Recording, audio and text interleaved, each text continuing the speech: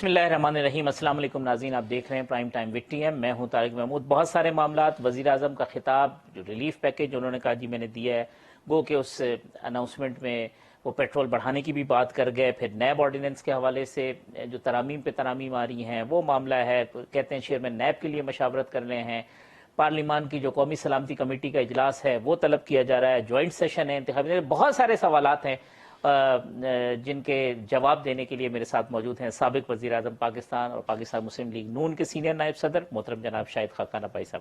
ابائی صاحب بہت شکریہ وقت دینے کا۔ پرائم منسٹر صاحب نے ایک خطاب کیا، وہ کہتے ہیں جی دو بڑے خاندان اگر جو ہے وہ پیسے واپس کرتے تو قیمتیں میں آدھی کر دوں گا، وعدہ کرتا ہوں قوم کے ساتھ۔ ایک ان کا اپنا خاندان، عمران خان صاحب ان کی کابینہ واپس کر دے تو میرے سارے مسئلے حل ہو جائیں گے۔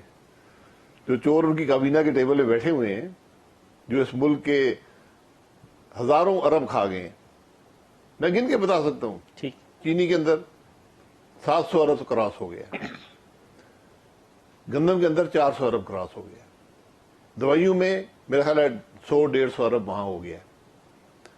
ایل این جی میں نالائکی سمجھیں، کرپشن سمجھیں، جو مرضی سمجھیں، $8 ارب کا نقصان وہاں پر ملک کا یہ کر چکے ہیں۔ یہ 1000 ارب سے زیادہ بنتا ہے۔ یہ گھٹیا باتیں نہیں کرنی چاہیے۔ ملک کا وزیر اعظم ہوتا ہے نا، وہ جب بات کرتا ہے ٹھوس ثبوت کے ساتھ کرتا ہے۔ آپ کو میاں نواز شریف کے خلاف کیس بنانا ہے، کیس بنائیں نا، کیوں نہیں بناتے آپ؟ بتائیں نا کون سی کرپشن ہوئی ہے۔ میں تو آپ کو اس حکومت کی کرپشن گن کے بتا رہا ہوں۔ وزیر اعظم اور ان کی کابینہ نے 1000 ارب سے زائد کا نقصان پہنچا دیا۔ میرے حساب سے 2000 ارب سے زیادہ کا نقصان ہو چکا۔ 2000 ارب سے زیادہ۔ آپ چینی دیکھ لیں، گندم دیکھ لیں، دوائیاں دیکھ لیں، آپ ایل این جی $4 کے معاہدے کے کانٹریکٹ 3 سال کے آپ کو مل رہے تھے، آپ نے نہیں کیے۔ یہ آپ کو 3 سال میں $8 ارب کا نقصان ہوگا۔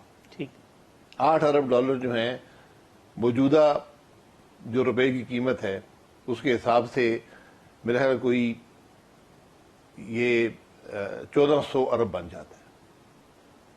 یہ معمولی رقم نہیں ہے۔ یہ تباہی جو نے ملک کے ساتھ کی ہے، آپ گردشی قرضہ دیکھ لیں، آپ ملک میں کوئی حالت دیکھ لیں، سود کی ادائیگی دیکھ لیں۔ 1500 ارب ہم نے بجٹ بنایا تھا 2018 کا، 1500 ارب کی سود کی ادائیگی تھی، 31 ارب کی سود کی ادائیگی ہوئی۔ وہی اسٹیٹ بینک کا گورنر جو آج کہتا ہے کہ ڈالر مضبوط کرنا بڑا فائدہ مند ہوتا ہے، اسی نے کہا تھا کہ 13% پہ سود کا قرضہ کر دیں۔ سود کا ریٹ 6 سے 13 کر دیا اور پھر 13 سے واپس 6 کر دیا۔ وہ تو اس وجہ سے کہ جی لوگوں سے انویسٹ کرائی، وہ پیسے بنائے لوگوں نے، نکل کے ہاٹ منی کے۔ ہاٹ منی بھی آئی اس عرصے میں، اس نے اتنا عرصہ سٹیبل رہا روپیہ، جیسی ہاٹ منی گئی تو روپیہ بھی۔ یہ تو اتنے بڑے بڑے ڈاکے ہیں اس ملک کے اندر کہ آپ کو اب آپ دیکھیں جو نیب کی آرڈیننس میں ترمیم ہوئی ہے، اس کا واحد مقصد اپنی چوری کو چھپانا ہے۔ ان کو یہ بھی عقل نہیں ہے کہ جو حکومت آئے گی وہ ایک آرڈیننس جاری کر کے اس آرڈیننس کو ختم کر دے گی۔ وہ آپ نے کہا ایک آرڈیننس آئے گا اور سب لوگ لائن لگا کے بالکل اب تو یہ ہوگا اس ملک میں کہ ایک آرڈیننس آئے گا، جو استثناء حاصل ہے نیب کے چیئرمین اس کے ملازمین کو، قانون میں ایک استثناء حاصل ہے، وہ ایک آرڈیننس سے ختم ہو جائے گی کہ سب نیب کے چیئرمین، پروسیکیوٹر، افسر جو لوگوں سے ظلم کرتے رہے ہیں، یہ سب کٹہرے میں کھڑے ہوں گے۔ ان کو اس بات کبھی سمجھ نہیں آتی۔ بھائی صاحب آج انہوں نے کہا جی کہ دنیا بھر میں مہنگائی ہوئی ہے، فلاں ملک میں اتنے %، فلاں ملک میں اتنے %، ہمارے ہاں تو 9% ہوئی ہے، اور ابھی یہ پیٹرول کی قیمتیں ہیں وہ بھی بڑھانی پڑیں گی، بجلی کی قیمتوں کے اوپر بھی اب بات ہو رہی ہے کہ اس میں بھی مزید اضافہ ہو رہا ہے۔ وہ تو مہنگائی کو جسٹیفائی کر رہے ہیں کہ چونکہ دنیا بھر میں مہنگائی ہو رہی ہے لہٰذا ہمارے یہاں بھی مہنگائی ہو رہی ہے، ہمارا کوئی قصور نہیں ہے۔ یہ بالکل غلط بات ہے۔ ٹھیک، ہماری مہنگائی کا براہ راست تعلق اس حکومت کی نالائکی سے ہے جو اس نے روپے کو کمزور کیا ہے۔ ہماری بجلی ڈالر میں، جب ڈالر مضبوط ہوگا، روپیہ کمزور ہوگا، اس کا بوجھ عوام برداشت کریں گے مہنگی روپے کی صورت میں۔ ہماری گیس ڈالر میں ہے، ہماری پیٹرول ڈالر میں ہے، ہمارا گھی ڈالر میں ہے، ہماری دال ڈالر میں ہے، کیونکہ ہم امپورٹ ہماری پتی ہم امپورٹ کرتے ہیں۔ ٹھیک، اس لیے جو حکومت ہوتی ہے وہ روپے کو مضبوط رکھتی ہے کہ بوجھ عوام پہ نہ پڑے۔ ٹھیک ہے، یہاں پر 70% روپے کی قیمت میں کمی آ گئی ہے، وہ سارا بوجھ عوام پر ہے۔ حکومت قرضے پہ قرضہ لیے جا رہی ہے، یہ بوجھ عوام برداشت کرتے ہیں۔ جب حکومت قرضہ لیتی ہے اور وہ کسی مقصد کے لیے نہیں، سود کی ادائیگی کے لیے، 1500 ارب کا سود 3100 میں کیسے پہنچا، یہ تو ذرا کمیشن بنائے نا، یا ہر چیز کا کمیشن بنتا ہے تو کمیشن بنائے کہ یہ کیسے تو ہوا. ایک پہلے قرضہ کمیشن بھی تو بنا تھا کہ جی نون لیگ اور پیپلز، اس کا کیا ہوا بھائی صاحب؟ پتہ کرے نا، وہ تو اس میں پتہ چلا کہ بالکل ٹھیک قرضے لیے گئے ہیں، بہتر ریٹ پر لیے گئے ہیں اور ملک کے کو ترقی دینے کے لیے لیے گئے ہیں. اب جو اپنے 3 سال کا ہے اس کا کمیشن جب بنا کے دیکھ لیں کہ یہ جو پیسہ آیا ہے، پاکستان نے تاریخ میں جو پیسہ لیا تھا اس کے اندر میرا خیال ہے 60% اضافہ ہو چکا ہے ان 3 سالوں کے ان 3 سالوں میں. جو پاکستان نے 71 سال میں لیا تھا، اور اگر یہ بدقسمتی سے 5 سال پورے کرتے ہیں وہ قرضہ دگنا ہو جائے گا. یعنی جتنا قرضہ پاکستان اس گورنمنٹ سے پہلے 1947 سے لے کے 2018 تک تھا، اگر یہ 5 سال رہے تو 5 سالوں میں وہ برابر وہ ہو جائے گا. دگنا ہو جائے گا. 60% اس کا لے چکے ہیں. ابھی جو خسارے ہیں اس کی کوئی حد ہی نہیں ہے. تو یہ تو آئے تھے کہنے لگے کہ جی مشرف صاحب کے ٹینیور میں اتنا تھا، آپ نے 1500 تک پہنچایا، انہوں نے فلانے تک پہنچا دیا، یہ سب کچھ. شروع میں تو ہم یہ باتیں سنا کرتے تھے. جی باتیں تو ہر آدمی، جھوٹ تو بولنے میں کوئی خرچہ نہیں ہے. وزیر اعظم کی کبھی میں نے آج تک کوئی تقریر نہیں سنی، کیونکہ مجھے پوری توقع ہے کہ ان کی بات میں کوئی سچائی ہوتی نہیں ہے.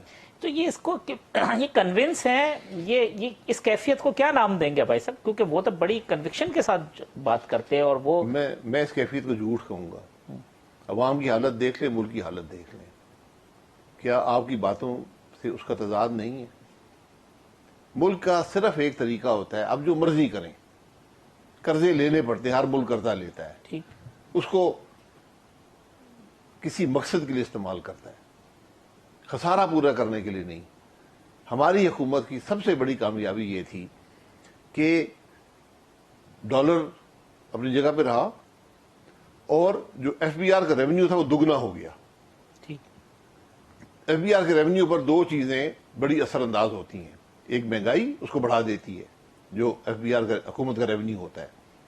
دوسرا، جب ڈالر مضبوط ہوتا ہے وہ ریونیو بڑھ جاتا ہے. ہمارے زمانے میں مہنگائی بھی کم رہی، ڈالر بھی اپنی جگہ پر رہا، اس کے باوجود ایف بی آر کا جو ریونیو تھا وہ دگنا ہو گیا. 3960. یہاں پر یہ میرا خیال ہے 1300 یا 1400 سے لے کر اتنی 1700 1800 سے تقریباً 4000 پہ چلا گیا. اب ڈالر مہنگا ہو رہا ہے، ریونیو خود بڑھ جاتا ہے. مہنگائی ہوتی ہے، جی ایس ٹی خود بڑھ جاتی ہے. اس کے باوجود جو ہدف ہیں وہ پورے نہیں ہوتے. حالانکہ ہدف ہمیں آپ کو بہت زیادہ اب کرنے پڑتے ہیں، ورنہ اس کو کوئی مقصد نہیں ہے. حکومت کے خرچات بڑھ جاتے ہیں، آپ کو سود بڑھ جاتا ہے، آپ کے خرچات بڑھ جاتے ہیں.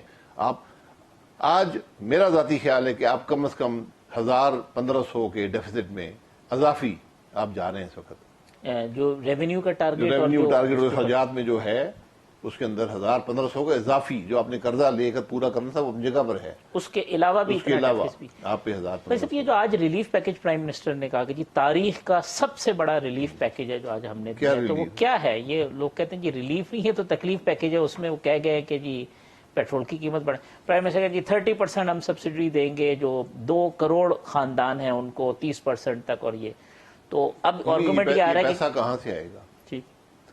آپ ریلیف دیں، میں بڑی اس کے حق میں ہوں. یہ بتائیں نا پیسہ کہاں سے آئے گا؟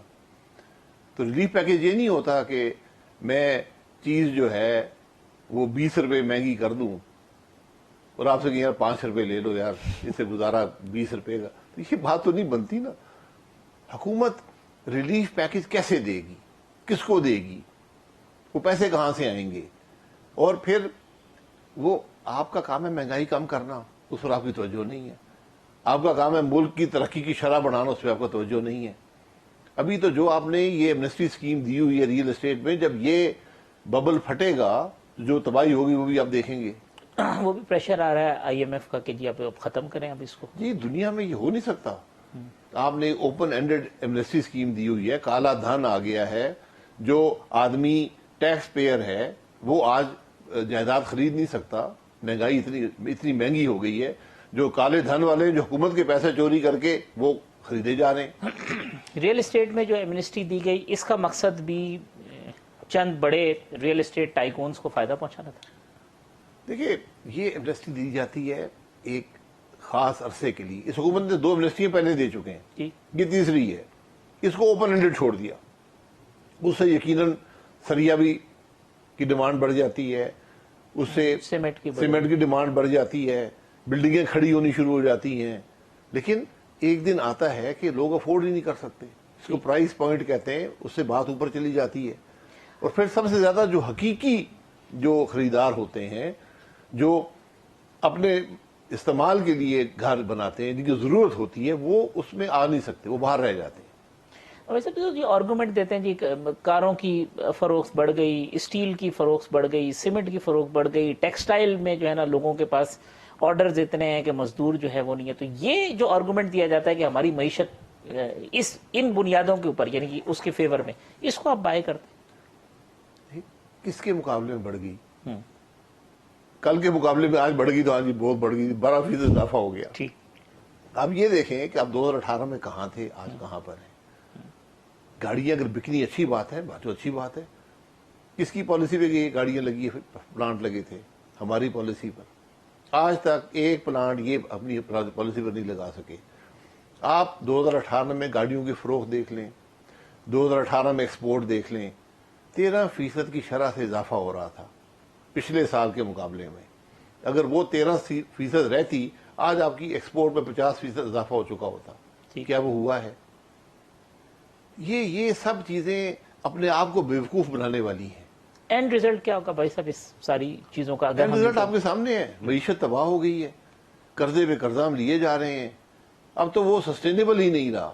اب حالت یہ ہے کہ جتنی آمدن حکومت کی ہے اس سے آپ سود ادا کرتے ہیں اور اپنے دفاع کے آدھے اخراجات پورے کرتے ہیں.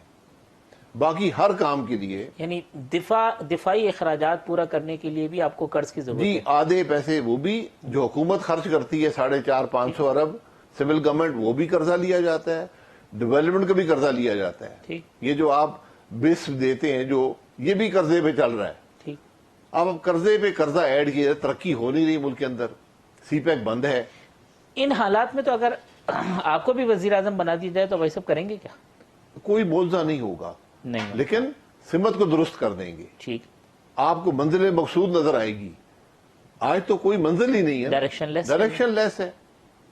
ایک بغیر مقصد کے حکومت چلی جا رہی ہے اور تباہی پہ تباہی. تو اس خرابی کو آپ کو سب سے پہلے روکنا پڑے گا, سمت کو درست کرنا پڑے گا, اور انشاءاللہ آپ ہدف پہ پہنچ سکتے ہیں. معیشت کی تباہی کی وجہ سے جو سیکیورٹی ہے, یعنی ملک کی جو سیکیورٹی ہے, اس کو بھی خطرات لاحق. میں آپ کو بتا دیا کہ آدھا آپ کا ڈیفنس کا جو خرچہ ہے وہ آپ قرضہ لے کے برداشت کر رہے ہیں.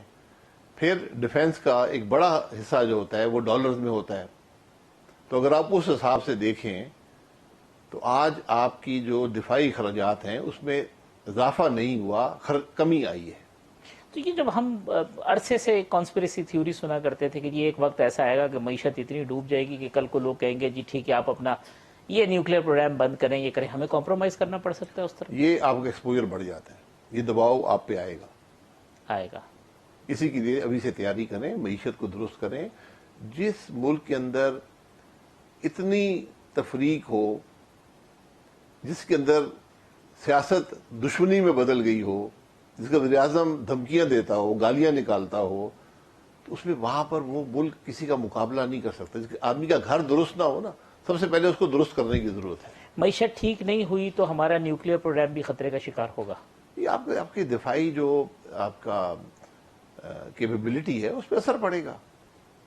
صاحب جو نیب والی آپ نے بات کی کہ ایک آرڈیننس آیا, پھر اس میں ترمیم, پھر اس میں ترمیم, پھر اس میں ترمیم, یہ کیا ہے؟ بدنیتی ہے. کہتے ہیں آرگومنٹ ایک دن دیتے ہیں, اگلے دن بدنیتی ہے. ان کا خیال تھا کہ ہم کمزور لوگ ہیں, ہم کہیں گے نہیں یہ جی بالکل ٹھیک ہے. ہم نے کہا نہیں, ہم تو اس کو قبول ہی نہیں کرتے. تو وہ بات ختم ہو گئی. اب جو خرابیاں قانون میں تھیں, اب 2-3 مقاصد حاصل کرنے کی کوشش ہے کہ ایک اس چیئرمین نیب کو نوکری اس کو طول دیا جائے. ٹھیک. وزیر اعظم کو اتنی پرواہ بھی نہیں ہے کہ بھئی قانون کہتا ہے مشاورت کرو, مشاورت کا عمل ہی شروع نہیں ہوا. قانون کہتا ہے کہ چیئرمین کی مدت میں توسیع نہیں ہو سکتی, آپ نے آرڈیننس سے اس کو ختم کر دیا. اور پھر کہا کہ جب تک وہ اگلا چیئرمین نہیں بنے گا جب تک تو یہ تو پھر تاحیات یہی رہے گا، آپ مشاورت کریں گے نہیں تو چلتا رہے گا۔ پھر اب کہا ہے کہ وزیر اعظم جو ہے وہ اس کو نکال بھی سکتا ہے، یعنی پریزیڈنٹ کو اختیار دیا لیکن انڈائریکٹ وہ پاور پریزیڈنٹ نہیں ہوتا، وزیر اعظم ہی ہوتا ہے، پریزیڈنٹ صرف سائن کرتا ہے، جہاں لکھا ہوا ڈسکریشن میں، تو پریزیڈنٹ ڈسکریشن نہیں ہے، جو وزیر اعظم بھیجے گا، حکومت بھیجے گی، وہ سائن کرنا پڑے گا۔ تو اب اگر چیئرمین نیب یہ کام نہیں کرے گا، اس کو دبانے کا طریقہ ہے۔ پھر جج تو جو تعینات کرنے ہیں حکومت نے خود لے لی ہیں، وہ جوڈیشری سے ہٹا دیا، ان کی ٹرانسفر بھی ہٹا دی، کیسز کی ٹرانسفر بھی ہٹا دی، یعنی اب حکومت کے پورے کنٹرول میں ہے کہ کون جج لگے گا، اس کی کیا تنخواہ ہوگی، اس کی تنخواہ جو ہے وہ ہائی کورٹ کے جج کے برابر ہوگی، اور لگیں گے وہ لوگ جو پہلے جج رہ چکے ہوں اور جنہوں نے کبھی بھی 2 لاکھ سے اوپر کی تنخواہ، 1.5 لاکھ کی تنخواہ نہ دی ہو، ان کو آپ 10-10, 12-12 لاکھ کی تنخواہ دیں گے، یعنی سیاسی رشوت دے کر ان سے فیصلے لینے کی کوشش کریں گے، اور 3 سال کی مدت ہوگی۔ 3 سال بعد پھر وہ مکمل طور پر آپ کے قبضے میں ہوں گے، یعنی ایک پوری فوج ارشد ملک کی تیار ہوگی، یعنی مزید ارشد ملک جو ہے یہ پوری فوج ہوگی، پوری فوج ہوگی، یعنی یہ جو ججز ہیں یہ ارشد ملک فورس کا جی ارشد ملک فورس سمجھے۔ اب صاحب یہ اب حکومت نے کہا ہے کہ اگلے ہفتے سے وہ مشاورت کا عمل شروع کر رہے ہیں اور صدر صاحب مشاورت کا عمل شروع کریں گے چیئرمین نے، تو ایسے کسی مشاورتی عمل میں جو صدر صاحب شروع کریں گے آپ حصہ ہوں گے؟ جو قانون کہتا ہے وہی مشاورت ہوگی۔ قانون میں تو اگر پھر ملک کے صدر نے کوئی قانون نہیں پڑھا ہوا تو پھر میں کیا کہہ سکتا؟ اب تو آرڈیننس کے ذریعے اختیار انہوں نے، صدر اسٹیٹ کا ہیڈ ہوتا ہے، حکومت کا ہیڈ نہیں ہوتا، وہ مشاورت نہیں کر سکتا، یہ ان کو غلط فہمی ہے۔ تو اگر اب وہ شروع کریں گے تو آپ اس کا حصہ ہوں گے یا نہیں؟ اب چونکہ اس کو غیر اگر قانون کے مطابق ہے تو حصہ ہوں گے، وہ تو آرڈیننس وہ بڑا آسان طریقہ ہے، وہی طریقہ جو باقی الیکشن کمیشن کے معاملے میں کیا جاتا ہے وہی کر لیں۔ اگر آپ بات نہیں کرنا چاہتے مرضی آپ نہ بات کریں، ہمیں بھی آپ سے بات کرنے کا شوق نہیں ہے، ہمیں بھی صدر صاحب سے وزیر صاحب سے کوئی بات کرنے کا شوق نہیں ہے۔ ایک مقصد ہے کہ آپ نے ایک اپوائنٹمنٹ کرنی ہے، تو آپ 3 نام بھیج دیں کمیٹی کو، 3 ہم بھیج دیں گے، کمیٹی کنسیڈر کر لے، اس سے نہیں ہوتا سپریم کورٹ میں معاملہ چلا جائے گا۔ لیکن اب آپ انتظار کریں گے کہ اگر صدر صاحب بھی ہوں تو وہ کوئی پہلے 3 نام بھیجیں تاکہ اس کو دیکھا جائے؟ جی نام بھیجنے پڑیں گے نا، کسی کو تو بھیجنے پڑیں گے، صدر تو خود تو نہیں بھیج سکتا۔ ٹھیک، تو وہ صدر تو نام لیں گے پرائم منسٹر صاحب سے، پرائم منسٹر صاحب سے وہ نام لے کے وہ آپ کو بھیجیں گے، پھر آپ سے ایک مشاورت۔ تو یہ وہ صدر نہیں ہے، مصالحتی کمیشن بن گیا ہے۔ بھائی آپ ہاؤس میں اگر کبھی ہاؤس چلے تو 3 فٹ کے فاصلے پہ آپ بیٹھے ہوئے ہیں، آپ خط نہیں لکھ سکتے، آپ کی شان میں کمی آ جائے گی۔ یہ ایک اور آج ڈیولپمنٹ ہوئی ہے یہ کہ قومی جو سلامتی کی پارلیمانی کمیٹی ہے اس کا اجلاس بلایا جا رہا ہے، اب اسپیکر صاحب اس کو پریزائیڈ کریں گے۔ آپ پہلے جو اسپیکر صاحب کی جو اجلاس جو ہوتے رہے اس کا حصہ نہیں بنے، وہ معاملہ اب سیٹل ہو گیا، اگر وہ اس اجلاس میں جائیں گے یا نہیں ابھی بھی آپ اس کا مقصد کیا ہے یہ بتا دیں نا۔ پچھلی دفعہ بریفنگ ہوئی تھی، ٹھیک، اس میں آرمی چیف آئے اور DG آئے، انہوں نے افغانستان کے بارے میں بریفنگ دی، اور وہاں ایک اور بریفنگ ہونی تھی، پھر نہیں ہو سکی، وہ پھر نہیں ہوئی۔ اگر یہ وہی دوسری بریفنگ ہے تو ہم چلے جائیں گے، ٹھیک، اگر یہ اور تماشا ہے تو پھر نہیں جائیں گے۔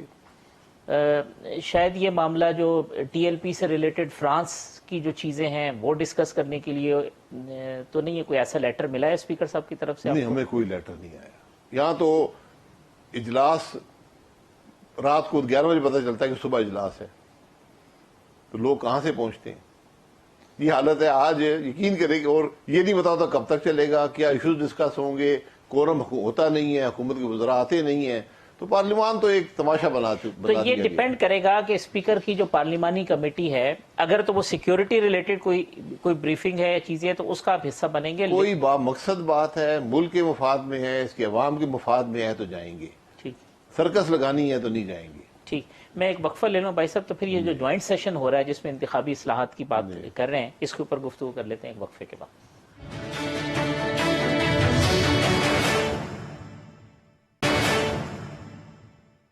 ویلکم بیک ناظرین، شاہد خاقان اب 22 ہمارے مہمان ہیں۔ شاہد صاحب اب جوائنٹ سیشن انتخابی اصلاحات، اس کا مطلب ہے اپوزیشن سے کوئی بات نہیں، ہمارے پاس میجورٹی ہے، ہم منظور کرا لیں گے۔ وہی پرانی بدنیتی، آج 6 مہینے سے یہی بات ہو رہی ہے کہ پارلیمانی کمیٹی بنائی جائے، انتخابی اصلاحات کو دیکھ لے، لیکن وہی بدنیتی ہے۔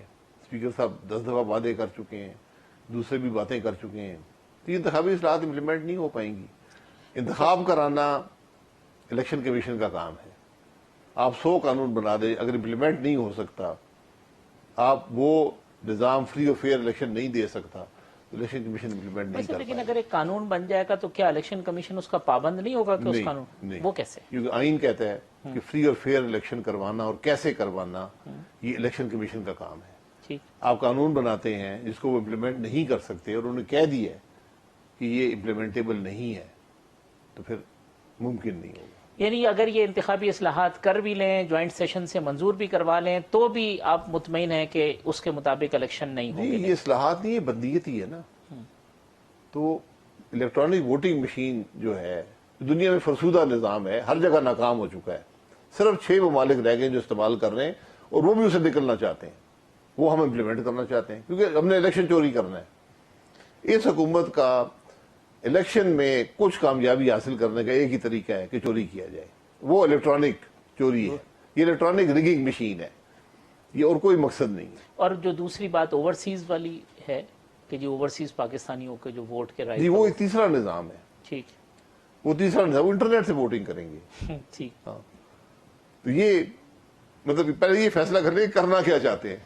تو لیکن اس سے آپ کو کچھ نہیں ہے کہ وہ ہوگا, لیکن یہ نہیں, مجھے کچھ نہیں ہے. سارے جو چیز بدنیتی پہ ہوتی ہے, ہمارے ملک میں الیکشن چوری ہوتا ہے. ٹھیک. ہمارے ملک میں الیکشن اس سے پہلے بھی اتنا متنازع ہے, اب اس کو مزید متنازع بنانا چاہتے ہیں. اور ان حالات میں جب اگر الیکشن ہو بھی جاتے ہیں بھائی صاحب, جو کہ آپ مطالبہ کر رہے ہیں, تو بھی اس کی کریڈیبلٹی پہ وہی سوالیہ نشان زیادہ سوال اٹھیں گے. پچھلی دفعہ ایک حصہ الیکٹرانک تھا, آر ٹی ایس جسے کہتے ہیں, وہیں پہ ساری چوری ہوئی. عوام کو کوئی اعتماد نہیں ہے اس نظام پہ. آپ کیوں خرابی پیدا کرنا چاہتے ہیں؟ صاحب یہ تحریک عدم اعتماد والی بات کی کہ اپنے پارٹ نہیں بنیں گے پنجاب کے اندر بھی اور اس کے اندر بھی, تو پھر یہ سوال آیا پیپلز پارٹی کی طرف سے کہ جی بلوچستان میں تحریک عدم اعتماد حلال ہو جاتی ہے اور پنجاب میں حرام ہو جاتی ہے, جی.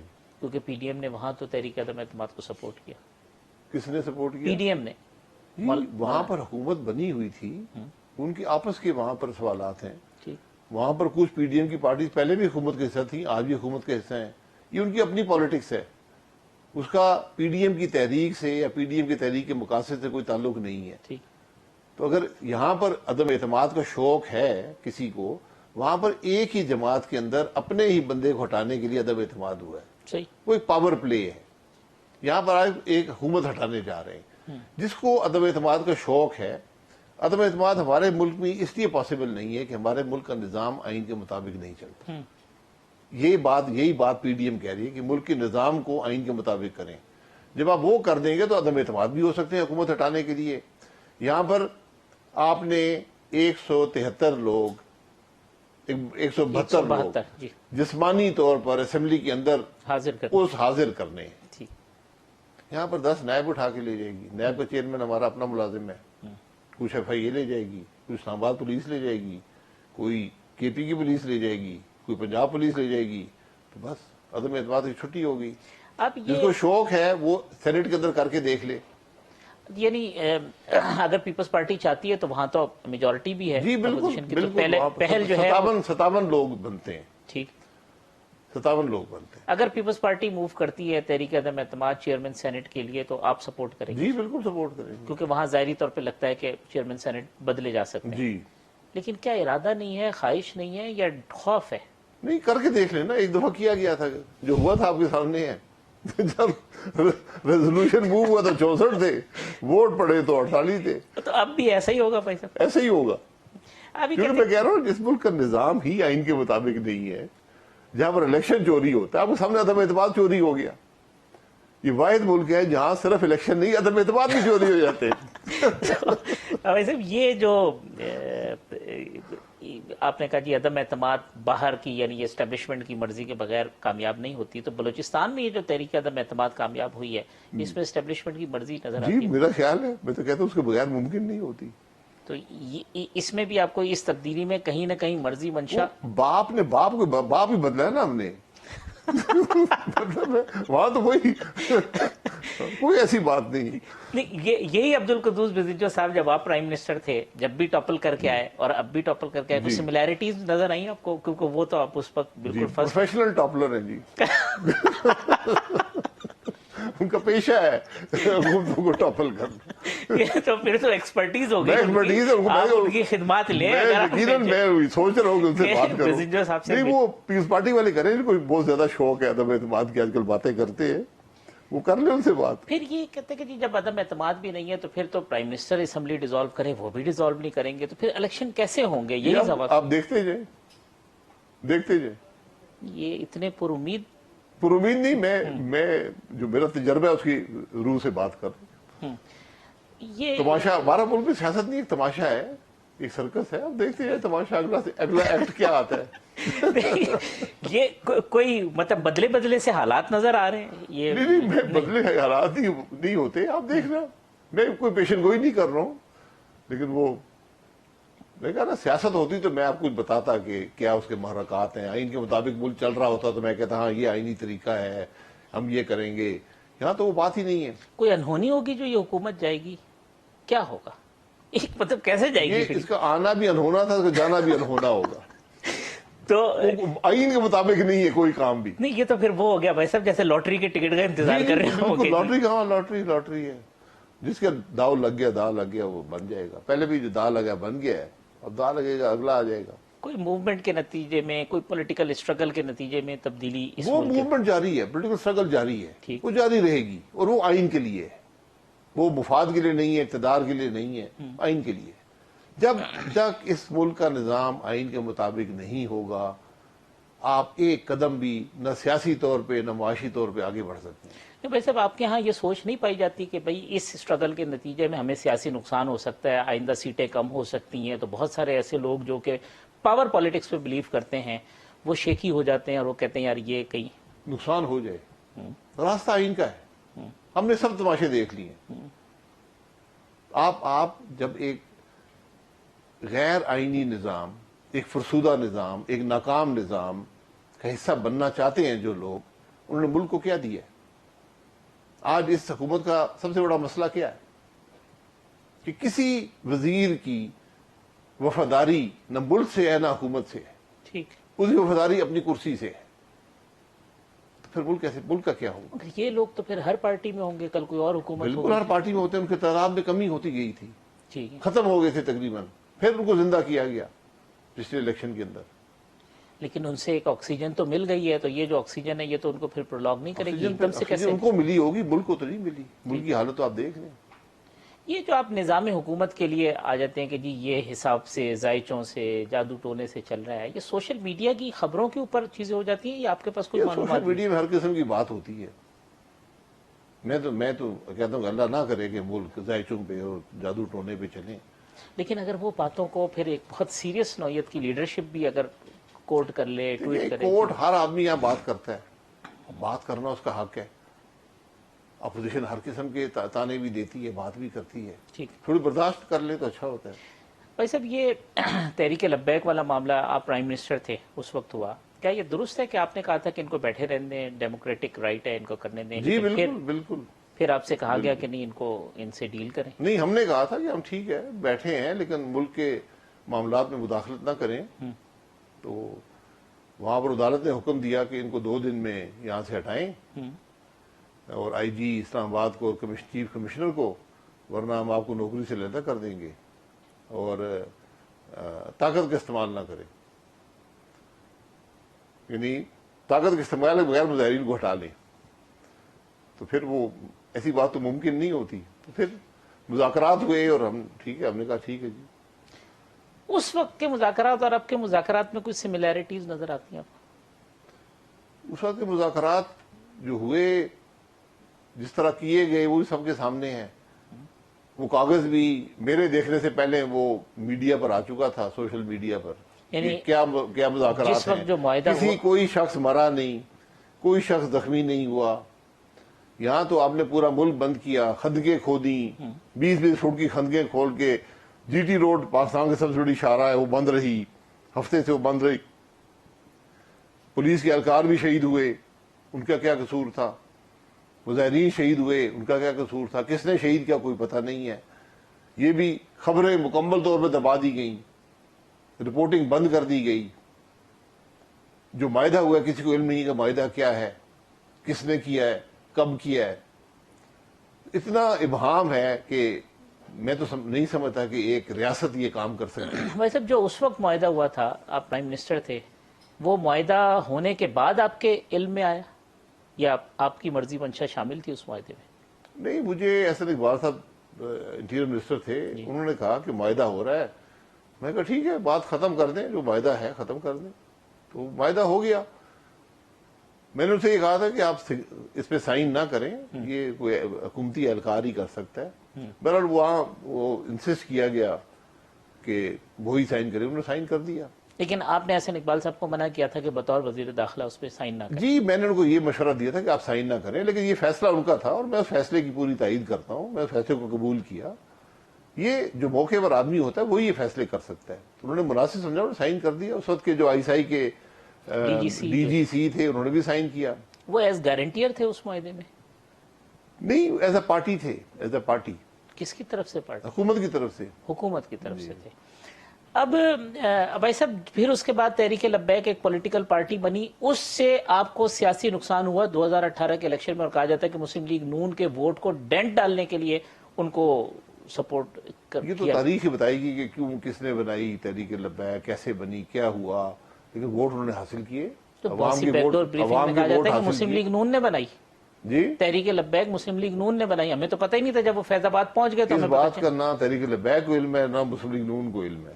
میں آپ کو پاکستان کی ایک بہت بڑی شخصیت کی بات جو ہے، میں تو کیونکہ لائیو پروگرام چل رہا ہے، انہوں نے وہ اب کیونکہ اب پروگرام میں چلانا چاہتا ہوں کل بھی، تو اس وجہ سے انہوں نے کہا کہ مسلم لیگ نون جو ہے، مسلم لیگ نون نے تحریک لبیک بنائی تھی۔ چلے بنا دی، پھر ہمارا یہ غلط بنائی، ہمارا قصور ہے۔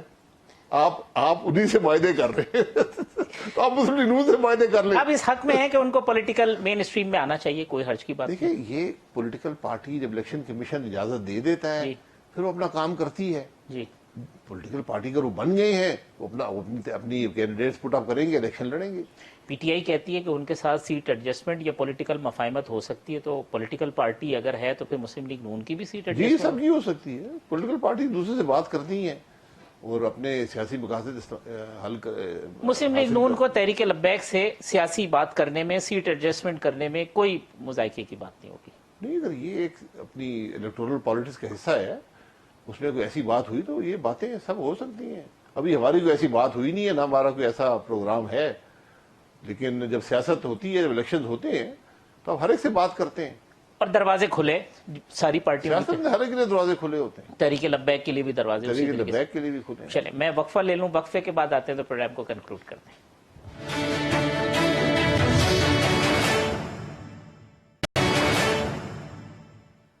ویلکم بیک ناظرین۔ بھائی صاحب آپ آئین کی بالادستی کی بات کرتے ہیں، سول سپرمیسی، قانون، آئین۔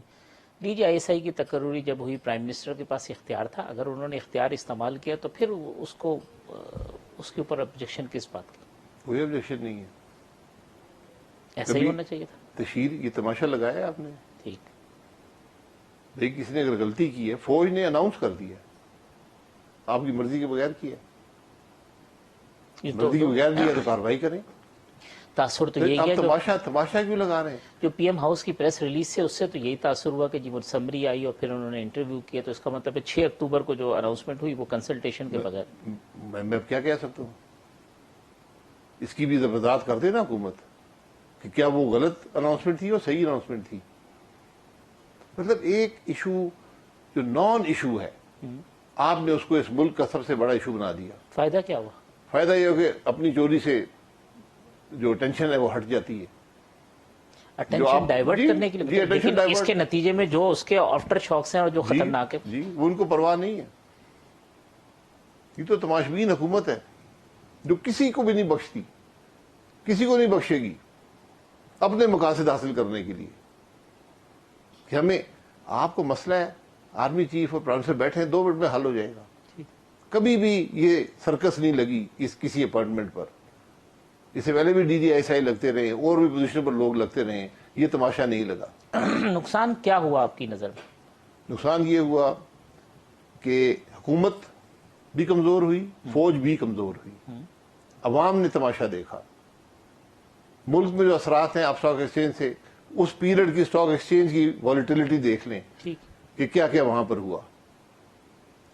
یہ ان چیزوں کو بڑی سوچ، حکومت بڑی ذمہ داری سے کی جاتی ہے، حکومت تماشے سے نہیں لگتی. سر یہ اب جو پی ڈی ایم جلسے کر رہی ہے تو اسلام آباد کی جانب لانگ مارچ کی جو پروپوزل ہے ابھی تک قائم ہے؟ جی بالکل، وہ ایک آپشن ہے، استعفے کا آپشن بھی موجود ہے، لیکن یہ ہر چیز موقع کی مناسبت سے، اس کے اثر کو دیکھ کر، اس کے وقت کے مطابق کی جاتی ہے. پیپلز پارٹی کہتی ہے استعفے دینے ہوتے تو دے دیتے، آپ نے استعفے بھی نہیں دیا، ہمیں بھی باہر کر دیا، پالیسی آپ وہی کر رہے ہیں جو ہم کر رہے ہیں. پیپل پارٹی اپنا سیاست کرے نا، ہماری سیاست میں بات کرنے کی ضرورت نہیں ہے. اس وقت اگر ساتھ دیتے تو استعفے بھی ہو جاتے، لانگ مارچ بھی ہو جاتا اور حکومت بھی نہ رہتی. انہوں نے خود پی ڈی ایم کے فیصلے کو قبول نہیں کیا، یہ ان کا حق تھا. آپ اپنی سیاست کریں. اس سال لانگ مارچ کا امکان ہے یا معاملہ بھی اتنی جلدی نہیں ہوگا؟ میں کچھ نہیں کہتا، اس سال ہو، اگلے سال ہو، شاید نہ ہو. یہ فیصلہ پی ڈی ایم پہ چھوڑ دے نا. یہ نہیں ہوتا کہ میں نے ہر کام ضرور کرنا ہے. جس طرح ہمارے آئین میں باتیں لکھی ہوئی ہیں تو ہم ان کو کر کے ہم کہتے ہیں آئین میں لکھا ہوا تھا. یار آئین میں لکھے ہونے کا یہ مقصد نہیں ہوتا کہ آپ وہ کام ضرور کریں. تو اس لیے ہم وہ موقع کی مناسبت سے اس کے اثر کو دیکھ کر، یہ سب آپشن ہمارے پاس موجود ہیں. گورنمنٹ کہتی ہے لوگ نہیں نکل رہے آپ کے پیچھے، اتنا ایشوز ہیں، کمزوریاں ٹھیک ہے، مہنگائی، یہ سب کچھ. اگر پاپولر سپورٹ ہوتی تو شاید صورتحال مختلف جی ہوتی. لوگ نکلیں گے، لوگ نکلتے ہیں. لوگ الیکشن کے دن نکل آئیں گے. آج نہیں نکلیں گے، آج ہر آدمی اپنی تکلیف میں ہے. آج نہ نکلے کل نکل آئیں گے، کل نہ نکلے الیکشن کے دن آ جائیں گے.